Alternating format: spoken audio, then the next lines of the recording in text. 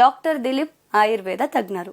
So usually ತೊನ್ನು ಅನ್ನೋದೇನಿದೆಯಲ್ಲ, ಇದು vitiligo ಅಂತ ಅಥವಾ ಬಿಳಿ ಚರ್ಮದ ಕಾಯಿಲೆ ಅಂತ ಹೇಳ್ತೀವಿ. ಇದರಿಂದ ಯಾವುದೇ ರೀತಿಯಾದಂತಹ ದೇಹಕ್ಕೆ ತೊಂದರೆ ಆಗೋದಿಲ್ಲ.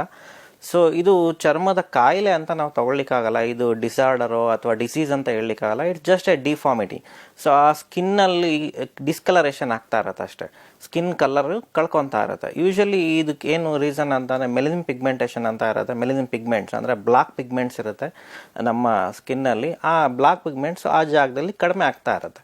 ಸೊ ಯೂಶಲಿ ಇದಕ್ಕೆ ರೀಸನ್ ಅಂತ ಅಂದರೆ ಇದು ಜೆನೆಟಿಕಲಿ ಅಂತ ಹೇಳ್ತಾರೆ.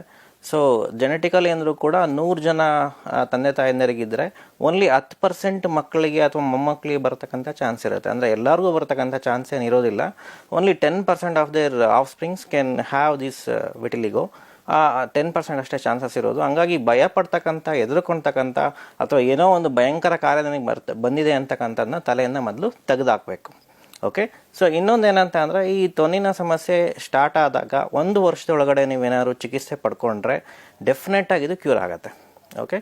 ಸೊ ಅದು ಏನಂತ ಅಂದರೆ, ಲಿಪ್ಸಲ್ಲಿ ಏನಾದ್ರು ಫಸ್ಟ್ ಬಂದಿತ್ತಂದರೆ, ಫಿಂಗರ್ಸ್ ಅಲ್ಲಿ ಫಸ್ಟ್ ಬಂದಿತ್ತಂತಾನೆ ಸ್ವಲ್ಪ ಕ್ಯೂರ್ ಆಗೋದು ಕಷ್ಟ ಆಗುತ್ತೆ. ಸೊ ಬೇರೆ ಯಾವುದೇ ಅಂಗಾಂಗದಲ್ಲಿ ಬಂದಿದ್ರು, ಕಾಲಲ್ಲೋ ಮುಖದಲ್ಲೋ ಬೇರೆ ಎಲ್ಲಾದರೂ ಬಂದಿದ್ರು ಕೂಡ ಇದು ಆರಾಮಲ್ಲಿ ಟ್ರೀಟ್ ಮಾಡ್ಬೋದು.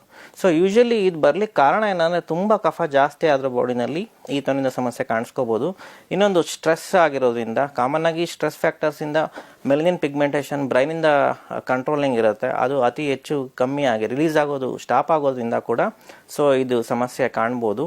ಸೊ ಇದನ್ನು ಕ್ಯೂರ್ ಮಾಡ್ಕೋಬೇಕಂತ ಅಂದರೆ ನೀವು ಟ್ರೀಟ್ಮೆಂಟ್ ಪಡ್ಕೋಬೇಕಾಗತ್ತೆ. ಮನೆಯಲ್ಲಿ ಮಾಡ್ತಕ್ಕಂಥ ಮದ್ದುಗಳು ಅಂತಂದರೆ, ಸೊ ಉಷ್ಣ ಜಾಸ್ತಿ ಇರ್ತಕ್ಕಂಥ ಆಹಾರ ಪದಾರ್ಥಗಳನ್ನ ಯೂಸ್ ಮಾಡೋದು. ಉಷ್ಣ ಅಂತ ಅಂದರೆ ಈಗ ನಾವು ಮೆಣಸು ಯೂಸ್ ಮಾಡ್ತೀವಿ, ಇಪ್ಲಿ ಯೂಸ್ ಮಾಡ್ತೀವಿ, ಶುಂಠಿ ಯೂಸ್ ಮಾಡ್ತೀವಿ. ಈ ಥರದ ಉಷ್ಣ ಜಾಸ್ತಿ ಇರ್ತಕ್ಕಂಥ ಔಷಧಗಳನ್ನು ಅಥವಾ ಆಹಾರವನ್ನೇ ಔಷಧಿಯಾಗಿ ತೊಗೊಂಡ್ರು ಕೂಡ ಸೊ ಇದು ಸ್ಟಿಮ್ಯುಲೇಷನ್ ಆಗುತ್ತೆ. ಸೊ ಸ್ಟಿಮ್ಯುಲೇಷನ್ ಆಗಿ ಅದು ತೊನ್ನಿನ ಸಮಸ್ಯೆ ಕಡಿಮೆ ಆಗಲಿಕ್ಕೆ ಸಾಧ್ಯತೆ ಇರುತ್ತೆ. ಇನ್ನೊಂದು ಲೇಪಗಳನ್ನ ಅಪ್ಲೈ ಮಾಡಬೇಕಾಗತ್ತೆ ನೀವು ಅಲ್ಲೇ. ಸೊ ಮೆಣಸನ್ನ ನೀವು ತೆಗೆದು, ಅಂದರೆ ತುಪ್ಪದಲ್ಲಿ ಮೆಣಸನ್ನ ತೆಗೆದು ಆ ತೊನ್ನಿನ ಜಾಗದಲ್ಲಿ ಹಚ್ಬೇಕಾಗತ್ತೆ. ಇನ್ನೊಂದು ಮೆಣಸನ್ನ ಗೋಮೂತ್ರದಲ್ಲಿ ಕೂಡ ನೀವು ತೆಗೆದು ಹಚ್ಚಿದ್ರು ಕೂಡ ಅಲ್ಲಿ ಸ್ಟಿಮ್ಯುಲೇಷನ್ ಸ್ಟಾರ್ಟ್ ಆಗಿ ಪಿಗ್ಮೆಂಟೇಷನ್ ಮತ್ತೆ ಬರ್ತಕ್ಕಂಥ ಚಾನ್ಸಸ್ ಇರುತ್ತೆ. ಮತ್ತು ಗೋಮೂತ್ರನ ನಿತ್ಯ ಸೇವನೆ ಕೂಡ ಮಾಡ್ಬೋದು. ಒಂದು 5 ml to 10 ml ಗೋಮೂತ್ರ ಸಿಕ್ಕತ್ತೆ. ಅದನ್ನು ನಿತ್ಯ ಸೇವನೆ ಮಾಡೋದ್ರಿಂದ ಕೂಡ ದೇಹದಲ್ಲಿರ್ತಕ್ಕಂಥ ಕಫ ಕಡಿಮೆ ಆಗಿ ತೊನ್ನಿನ ಸಮಸ್ಯೆ ನಿವಾರಣೆ ಆಗುತ್ತೆ. ಸೊ ನೀವು ಮೆಣಸು, ಶುಂಠಿ, ಹಿಂಗು, ಬೆಲ್ಲ ಸೇರಿಸಿ ನೀವು ಸೂಪ್ ಥರ ಮಾಡ್ಕೊಳ್ಬೇಕಾದ್ರೂ ಡೈಲಿ ಸೇವಿಸ್ಬೋದು. ಇದನ್ನು ಕಫ ಕಡಿಮೆ ಆಗಿ ತೊನ್ನಿನ ಸಮಸ್ಯೆ ನಿವಾರಣೆ ಆಗುತ್ತೆ. ಸೊ ಇದು ಡಿಪೆಂಡ್ಸ್ ಆನ್ ಪ್ಯಾಚ್. ಸೊ ತುಂಬ ದೊಡ್ಡ ಪ್ಯಾಚ್ ಇತ್ತಂತಂದರೆ ಸೊ ನೀವು ಮೆಣಸು ತುಪ್ಪನ ಹಚ್ಚಿದ ಮೇಲೆ ಸನ್ ಎಕ್ಸ್ಪೋಸ್ ಆಗಬೇಕಾಗತ್ತೆ. ಸೊ ನಾವು ವಿಟಮಿನ್ ಡಿ ಡಿಫಿಷಿಯನ್ಸಿಯಿಂದ ಕೂಡ ಇದು ಜಾಸ್ತಿ ಆಗತಕ್ಕಂಥ ಚಾನ್ಸಸ್ ಇರುತ್ತೆ. ಸೊ ವಿಟಮಿನ್ ಡಿ ಸಿಗಬೇಕು ಅಂತಂದರೆ ಬೆಳಗಿನ ಹೊಸ ಬಿಸಿಲಿನಲ್ಲಿ ನಾವು ನಿಂತ್ಕೋಬೇಕಾಗತ್ತೆ. ಎಳೆ ಬಿಸಿಲಿನಲ್ಲಿ ನಿಂತ್ಕೊಂಡ್ರೆ ಆ ವಿಟಮಿನ್ ಡಿ ಅಬ್ಸಾರ್ವ್ ಆಗುತ್ತೆ ನಮ್ಮ ಬಾಡಿನಲ್ಲಿ. ಹಾಗಾಗಿ ಕೂಡ ನಮಗೆ ಮೆಲನಿನ್ ಪಿಗ್ಮೆಂಟೇಷನ್ ಜಾಸ್ತಿ ಆಗ್ತಕ್ಕಂಥ ಚಾನ್ಸಸ್ ಇರುತ್ತೆ. ಹಾಗಾಗಿ ತೊನ್ನಿನ ಸಮಸ್ಯೆ ನಿವಾರಣೆ ಆಗುತ್ತೆ. ಸೊ ನೀವು ಫಸ್ಟು ಬಿಡಬೇಕಾಗಿರ್ತಕ್ಕಂಥ ಆಹಾರಗಳು ಯಾವುದು ಅಂತ ಅಂದರೆ, ಕಫ ಜಾಸ್ತಿ ಆಗ್ತಕ್ಕಂಥ ಆಹಾರಗಳನ್ನ ಬಿಡಬೇಕಾಗತ್ತೆ. ಸೊ ರಾತ್ರಿ ಹೊತ್ತು ಮೊಸರು ಸೇವನೆ ಮಾಡೋದು, ರಾತ್ರಿ ಹೊತ್ತು ತುಂಬ ಜಾಸ್ತಿ ಊಟ ಮಾಡೋದು, ಸೊ ಊಟ ಮಾಡಿದ ತಕ್ಷಣ ಮಲಗ್ತಕ್ಕಂಥದ್ದು, ಮಧ್ಯಾಹ್ನದ ಹೊತ್ತು ಮಲಗ್ತಕ್ಕಂಥದ್ದು, ಇವೆಲ್ಲ ಕಫ ಜಾಸ್ತಿ ಮಾಡುತ್ತೆ.